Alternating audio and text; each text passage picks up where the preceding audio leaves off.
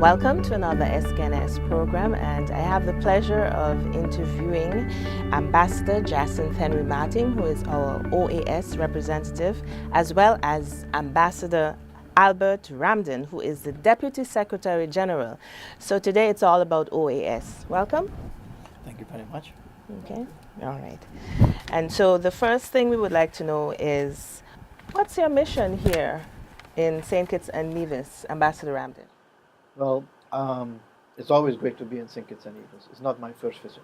It's always great to be in this beautiful island, St. Kitts and Nevis.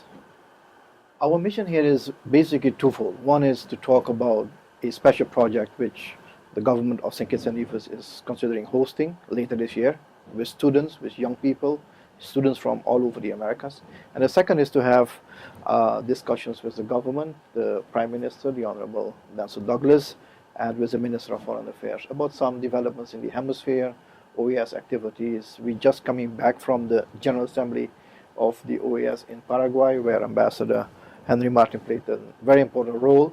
So we have a lot of things to discuss, as many activities are going to take place within the hemisphere, but very specifically about the MOAS, the Model OAS General Assembly, which will be hosted by St. Kitts and Nevis for the first time in the Caribbean ever. So would you like to give us an exclusive and maybe reveal some of those activities? The Model OAS General Assembly is an initiative from the Organization of American States to bring together students, high school students at times, but in this case university and college, community college students, to duplicate the General Assembly of the Organization of American States. What it means is basically students will represent countries, and from that country perspective they will negotiate, they will consult with each other on issues which are relevant to St. Kitts and Nevis, but certainly to the Caribbean and the hemisphere, talking about democracy, negotiating resolutions on democracy, or on youth issues, or about crime, or about women affairs, whatever is chosen as a topic for those discussions. But the good thing here is that we will get something like 150 to 200 students from outside St. Kitts and Nevis, from the Caribbean, from South America, from Central America, from North America here, and they will experience St. Kitts and Nevis in the first place, but also have this experience of exchanging views with each other, learning from each other, building up skills on how to negotiate, how to draft a resolution, how to negotiate a point and try to get consensus about these resolutions. So it's a very practical, hands-on activity to build skills, and at the same time to talk about democracy, about human rights, about security, about development. Okay. So maybe we can bring Ambassador Martin right here in at this moment. Welcome home, first of all. Thank you very much. Always a pleasure to be in St. Kitts and Nevis myself. So give us a little more information about this MOAS. The Model OAS General Assembly, for me, I'm going to start with my perspective at first, represents an opportunity for the youths of St. Kitts and Nevis and the wider public to find out about the OAS. I believe that, unfortunately, very many of the nationals of St. Kitts and Nevis are a bit detached. They see my role as ambassador to the United States of America, but I have a very hands-on approach to our participation in what obtains at the OAS, where our interests also are very much pursued in line with hemispheric interests and the four key pillars of the OAS, which are security, democracy, human rights, and development.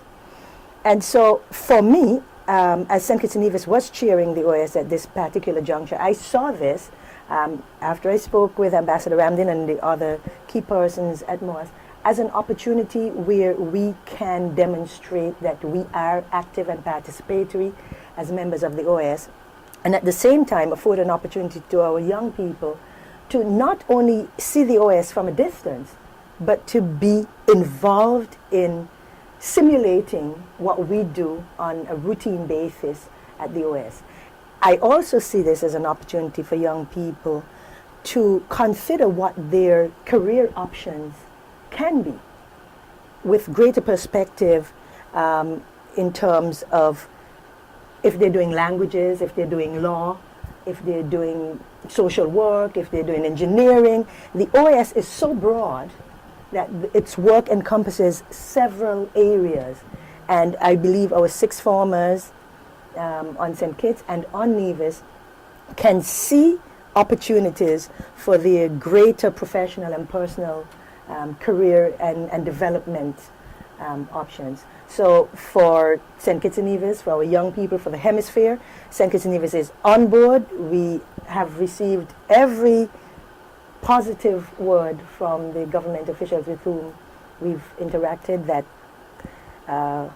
St. Kitts and Nevis is ready to host. Wow. Okay.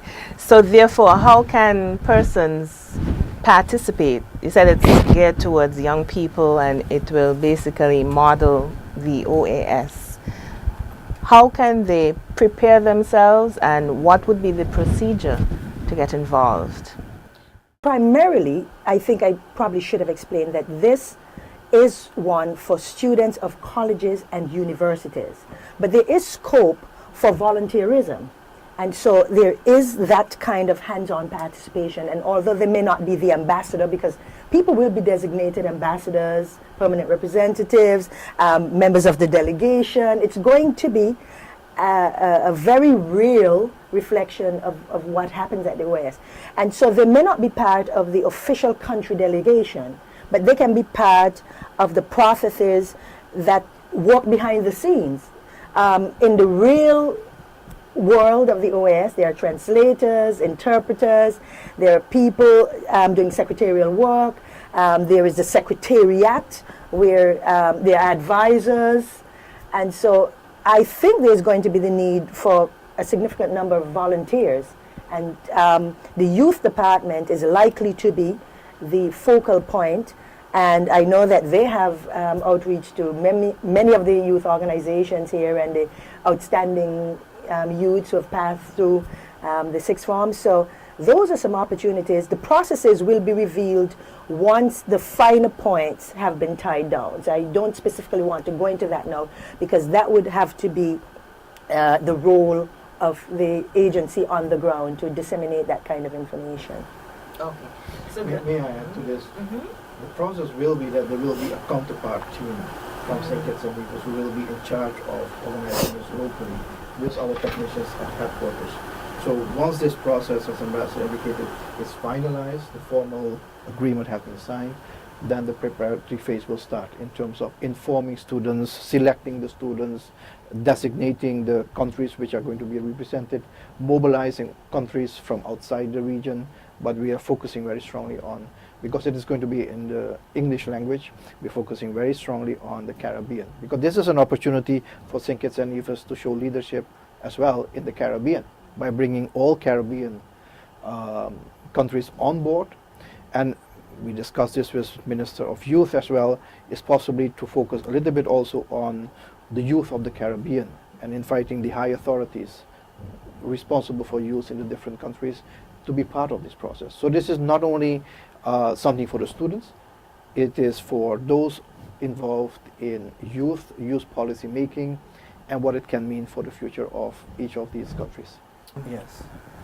They wouldn't necessarily have to represent Jamaica. No, they will not Not at represent all. Jamaica. Okay. The idea is that the country delegations, the students who are coming, for each country, the OAS have 34 member states. Each country, each of the 34 will be represented by 6 students, a delegation of students. Each country, like Jamaica, may send 3 sets of delegations, and they will be representing 3 countries in the hemisphere, but never their own country. Because the idea is to learn about the culture, the politics, the economics of other countries. So this is an opportunity for them not only to be part of building skills, but also doing research and understanding of the countries and cultures as well. So that, Alicia, so that the policies that are reflected in their interventions are really in tune with the policies of the country they're representing. So that it's not you speak because that's what's on your heart. You're speaking based on the research that you've done and the interactions you've had in preparing yourself to represent your new country. Wonderful. So it's something we locally we have a mock parliament. So it would be a mock parliament in terms of OAS, basically, Yes. right? Is it too early to ask for a target date? You may want to announce. The date that is currently in the crosshairs is the period, the third week of October. That's currently what's being considered. So I don't want to give a specific date, but at this point in time, the third week of October is the target period during which it would be held over a period of about 3 days. Okay, wonderful. So then, Ambassador Ramden, let's get back to some of the general OAS issues, initiatives. What are some of those that are currently running? Well, the Organization of American States is, as many know, but let me repeat it, it's the principal multilateral intergovernmental organization in the hemisphere. That means within the OAS we have 34 member states who are represented by their governments, all democratically elected, and it's the only organization in the Western Hemisphere that can bring together all these 34 countries. That is important in the sense, in the context of all the problems which countries have, all the challenges we have, whether it's about security, drugs, illegal drug trafficking, illegal firearms, whether it's about health or education. These are cross-border issues. These are issues which are not only limited to a national territory. So you need an organization to be able to deal with these issues, these challenges, and also opportunities for cooperation. Now the OAS is the only one which can bring together all the 34 countries. It is also the oldest regional political organization in the world, even before the United Nations existed. So it is an important organization within the Western Hemisphere. And this is the place where countries come together to discuss political issues, challenges, electoral processes, the support which the organization continues to provide to countries in strengthening their democracy, in providing assistance to electoral processes, sometimes even constitutional reform processes, but also to observe elections so that they are considered free, fair, and secret in that sense. But there are many other areas in which the OAS is engaged. We provide scholarships. Many nationals from St. Kitts and Nevis have benefited from that. And that service continues, even is being enhanced. So we have to continue making sure that the OAS will continue to provide scholarships to the citizens of the Western Hemisphere. But there are specific technical assistance projects also which we provide to countries upon their request, upon their need. So it is not only talking about politics, but it's also about helping countries build a foundation upon which economies can grow and in a sustainable manner. So there are many areas in which the OAS is very active, and St. Kitts and Nevis has been benefiting from this as well. And we have a long-standing relationship with St. Kitts and Nevis. Prime Minister, the Honorable Denzel Douglas, has been on many occasions to Washington, D.C. You heard just now that St. Kitts and Nevis was chairman of the Permanent Council, which is the governing body on a daily basis. So the OAS is important to the hemisphere, but certainly important to the Caribbean and certainly to St. Kitts and Nevis. Okay. Which reminds me that we have an outgoing ambassador, Ambassador Starrett Green. Will you also be partaking in anything pertaining to his farewell? Regretfully, I will not. I know that there is a special activity for him this afternoon. Ambassador Green, Mr. Green has been very exemplary in the service he has provided, not only to St. Kitts and Nevis, but certainly to the Organization of American States. He will now, as part of a process, be rotated to another country, in this case Belize, and I'm sure he will do well there as well. Of course, it's always sad to see someone leave who has been here for a while and has built relationships and has a good relationship with all sectors of society, but that's part of life, that's part of diplomacy and diplomatic life. So we see him going, but at the same time, St. Kitts and Nevis will remain a high priority for the organization, and we will have a representative here soon who is from my own country, Suriname, who will be representing the Organization of American States here. So the process and the collaboration continues. And the name? The name is Terence Craig, who will be coming in shortly. Okay. Wonderful.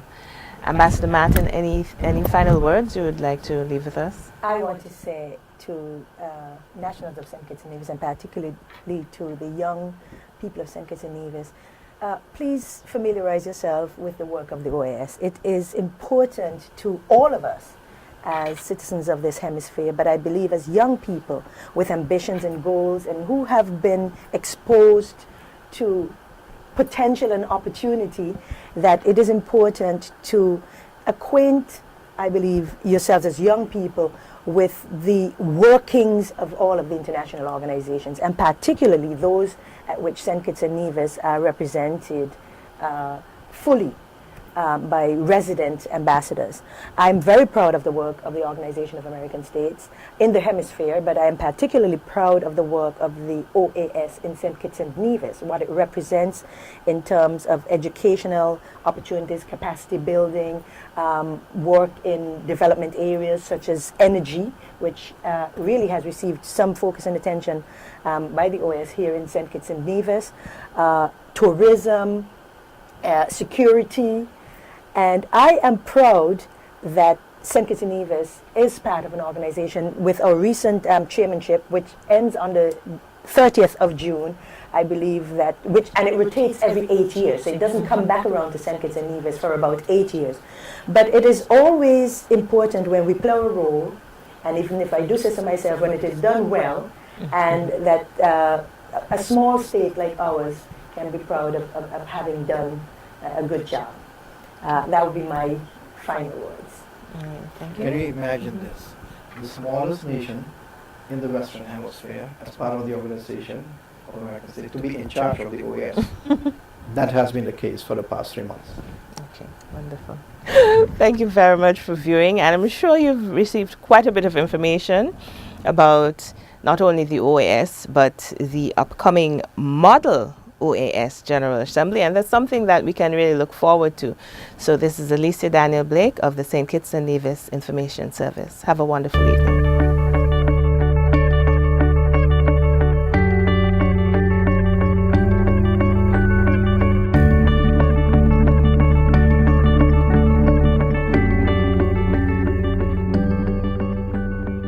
Want to stay up to date with what's happening in St. Kitts and Nevis? How about a place where you can get all important links for the government ministries? What about facts on St. Kitts and Nevis? Search no more. sknis.info is a one-stop shop to find exactly what you're looking for and more. Our website also connects you to our social sites like Facebook, Twitter, YouTube, Flickr, and SoundCloud. Go ahead, visit www.sknis.info and start exploring.